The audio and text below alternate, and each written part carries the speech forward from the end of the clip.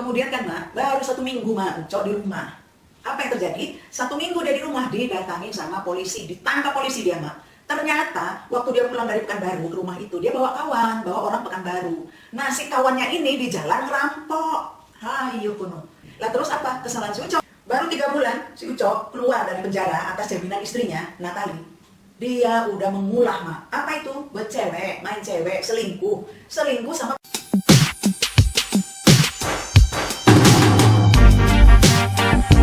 Assalamualaikum, halo Mak, apa kabar? Kami mau cerita ya Mak. Kali ini kisah tentang Natalia, bukan Natalia Holzer. Apa tuh Mak? Yang artis itu Nono, bukan yang istrinya si Soleh, bukan. Ini Natalia Kampung, bukan artis. Ada pula Natalia Kampung ya Mak.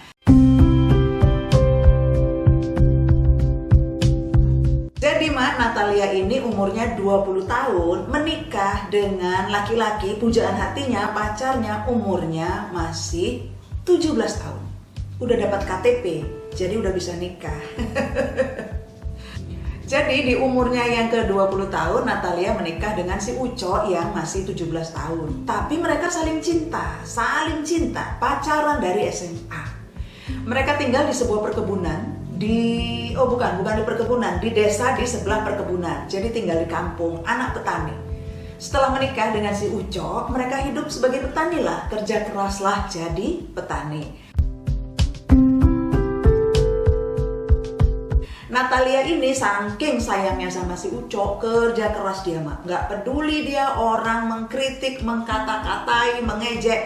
Hei kau, udah tua kok dapat brondong, katanya. Di kampung-kampung perempuan 20 tahun itu udah tua Mak. Tapi Natalia nggak peduli, orang dia cinta kok, cinta matinya, pacarnya, pujaan hatinya, belahan jiwanya. Orang tuanya, abangnya, kakaknya nggak setuju Natalia menikah dengan si Ucok itu karena masih muda dan masih pengangguran. Tapi Natalia nggak peduli, dia cinta. Dia bilang ini cintaku, cinta matiku, buah hatiku, jantung pisangku, katanya. Ternyata apa yang dikhawatirkan orang tuanya betul loh Mak, betul. Bukan cuma soal umurnya, jadi orang tuanya keberatan karena umur Ucok tuh masih anak-anak. Si Natalia udah lebih tua, dianggap begitu, padahal ya baru 20 tahun sih. Nah 1 tahun mereka menikah, merantau lah si Ucok ke Pekanbaru. Nggak pulang-pulang. Janjinya mau ngasih kabar, nggak ngasih kabar juga. Setelah 3 bulan nggak pulang-pulang, disusul sama si Natalia. Jagoan nih Natalia ini, nggak ada takut-takutnya mah, mandiri orangnya. Dia biasa. Disusulnya lah sendiri ke sana. Disusulnya ke Pekanbaru, si Ucok ini tinggal di rumah pamannya di sana. Ternyata Mak, di sana dia udah kawin lagi Mak. Si Ucok kawin lagi. Orang badannya kecil, umur masih 17 tahun, iya kan? Dia ngaku masih lajang, laku. Si Ucok ini pun parah kali ya kan?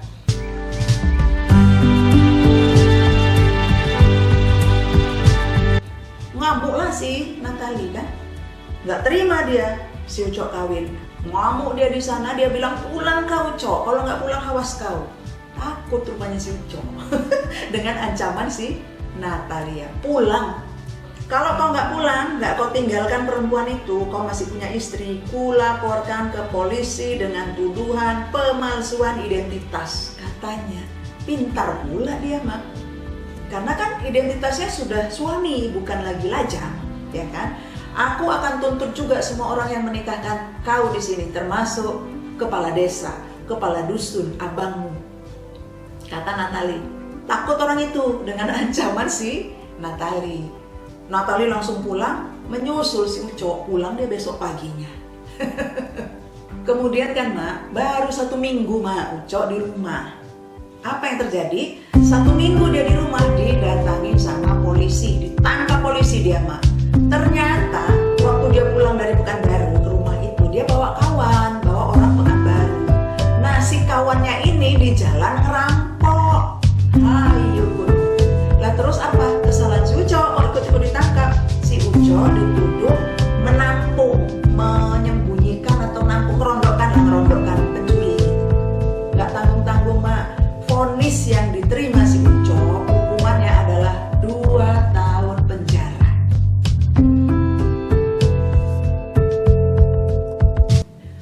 masuklah, dikurunglah si Ucok 2 tahun. Kemudian setelah Ucok melewati masa tahanan 1,5 tahun, Ucok minta sama Natali supaya dia diurus jadi tahanan luar gitu istilahnya. Penjaminnya siapa? Si Natali. Jadi kan karena udah melewati separuh lebih masa tahanannya, dia bisa minta mengajukan permohonan tahanan luar. Diuruslah sama Natali. Keluar dia kawan ini dari penjara, diurus gitu kan. Natali jaminannya, kalau si Ucok melarikan diri, Natali lah yang masuk atau bayar denda gitulah. Kenapa Natali mau? Cinta kali dia banget sama si Ucok itu. Apapun akan dia lakukan demi cintanya, demi belahan jiwanya. Tapi bukan itu aja. Saat itu si Natali baru melahirkan anak pertama. Jadi waktu Ucok ditangkap kan dia hamil, udah lahir anaknya. Dia pingin anaknya lahir itu tahulah bapaknya siapa, gitu alasannya. Pulanglah, keluarlah si Ucok dari penjara atas jaminan si Natalia.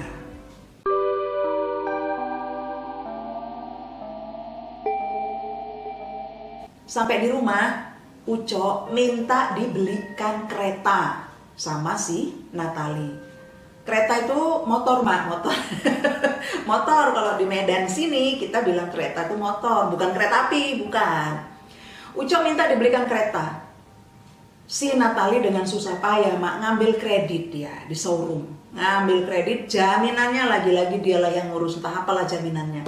Pokoknya dapatlah kereta untuk si Ucok, kereta kredit yang angsurannya pun akhirnya si Natalia yang bayar. Cinta kali dia, cinta mati. Orang bilang sekarang ini bucin kali. Saya tanya, kok segitunya sih kau cinta sama lakimu? Ya memang cinta aku, Mak. Katanya, apa mau kita bilang? Ya kan, Mak?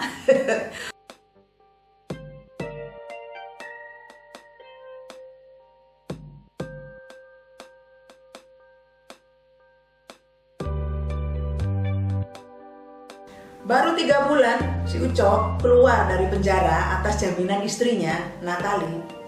Dia udah mengulah, Mak. Apa itu? Bercewek, main cewek, selingkuh.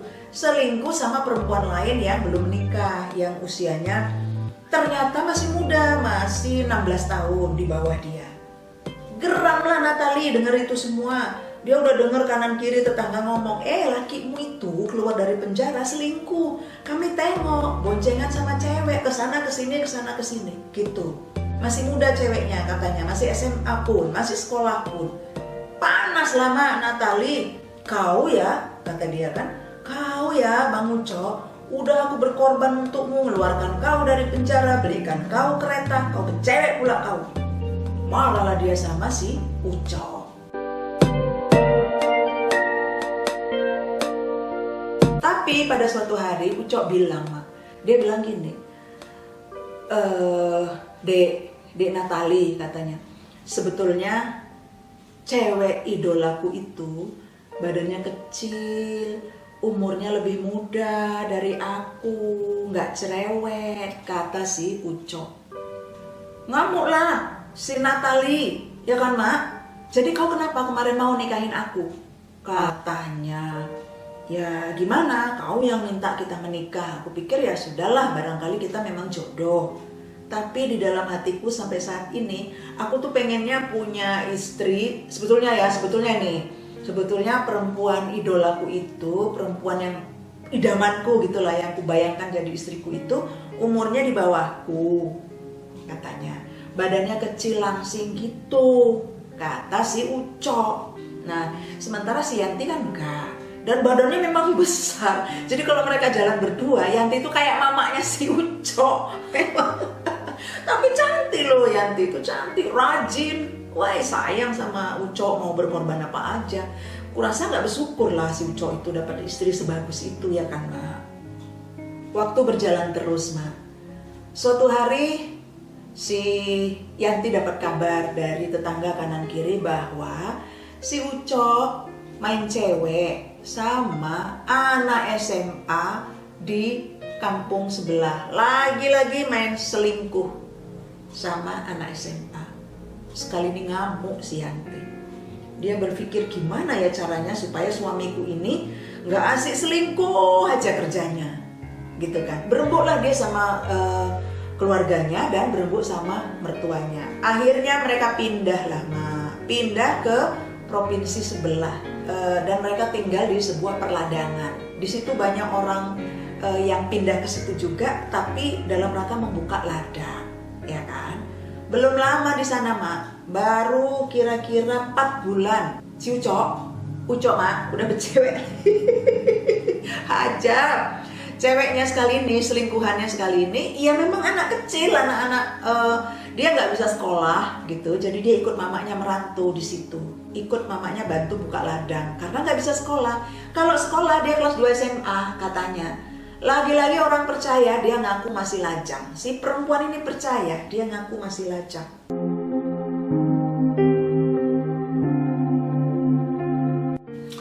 Karena si Ucok tetap aja begitu, terus aja begitu kan, Mak. Akhirnya pusinglah kepala si Natali ini. Begitu panen jagung yang kedua, dia memutuskan pulang lagi ke kampung halamannya.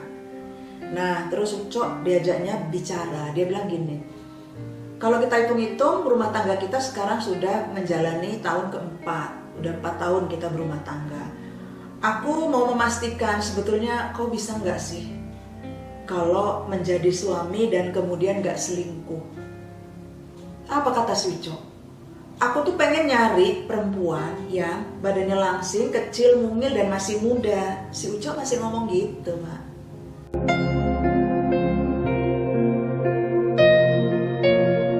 Gawat kan, laki-laki ini udah punya istri, nggak matang-matang dia, nggak bisa nerima kenyataan bahwa istrinya besar badannya dan umurnya lebih tua dari dia.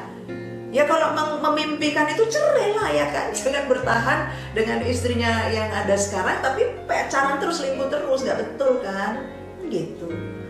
Ya si Yanti berpikirlah dia kayak mana caranya ya, kata dia. Dibilangnya lah, aku ya bang, kalau suruh badanku jadi kecil mungkin aku bisa lah diet, katanya.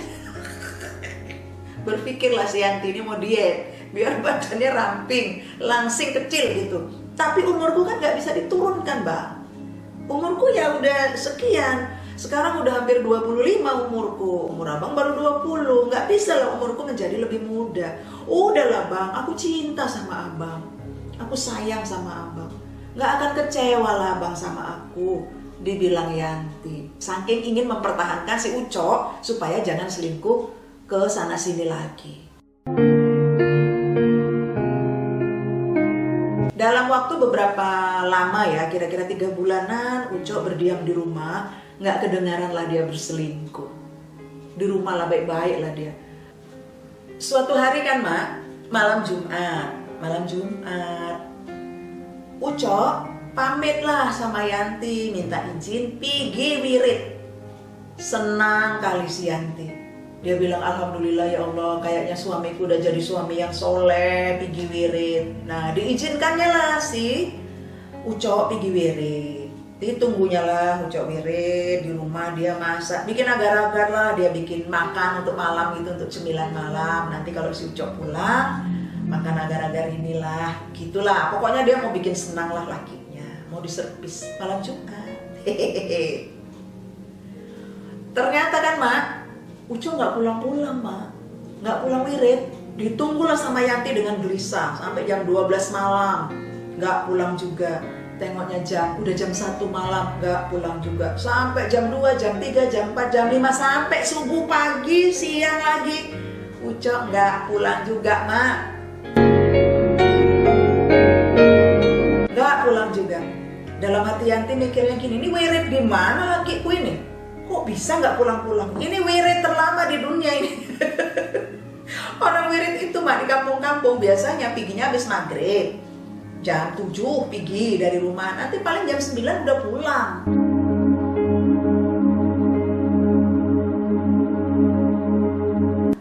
Bagaimana pendapat Anda Mak? Jadi si Ucok setelah izin pergi wirid nggak pulang-pulang Mak. Ditunggu Yanti bertahun-tahun nggak pulang. Sampai hari ini nggak pulang. Tapi cintanya pada Ucok masih menggelora. Dia bilang kalau Ucok pulang untukku, aku akan memaafkan, aku akan menerima dengan senang hati. Ai hajar kita Mak, cinta kali kawan itu. Ada ya Mak orang kayak gitu. Oke Mak, kami tunggu komentarnya. Terima kasih. Terima kasih udah nonton. Jangan lupa tekan subscribe dan tombol loncengnya biar dapat update dari kami.